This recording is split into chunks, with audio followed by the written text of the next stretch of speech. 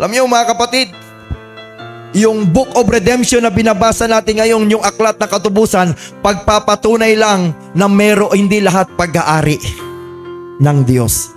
Although siya yung creator, ang nagmamayari ng langit at lupa ay ang ating Diyos. Hindi yan madi-deny.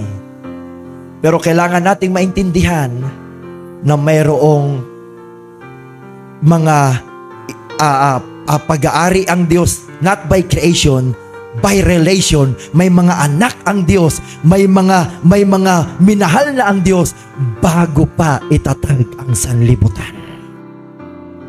At inilista niya na yan sa aklat na yan. Bakit tinawag na katubusan? Kasi lahat tayo ay nahulog sa kasalanan.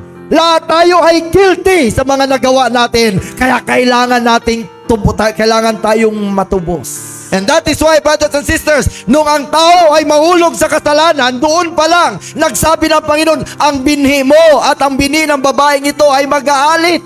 Doon pa lang nagbigay na ng providensya ang Diyos. May plano na ang Diyos na kahit ang tao ay nahulog sa kasalanan, balang araw, nakatakda ang panahon, darating ang araw, tutubusin ko ang aking mga anak, ang aking pag-aari.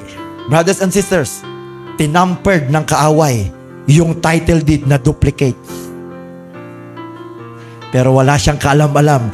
Kahit anong paninira niya sa atin, i-inject niya sa'yo. Hindi ka anak ng Diyos. Makasalanan ka. Guilty ka. Kahit anong gawin, wala kang pag-asang maligtas. Nandoon sa original ang katotohanan. Kapag brinek ito ng Panginoon, kung ang pangalan mo ay nakasulat diyan, walang sino mang makakapigil. Ang anak ay mananatiling anak. Tatawagin na tatawagin. Bakit? Nandoon sa aklat ng katubusan ang katotohanan.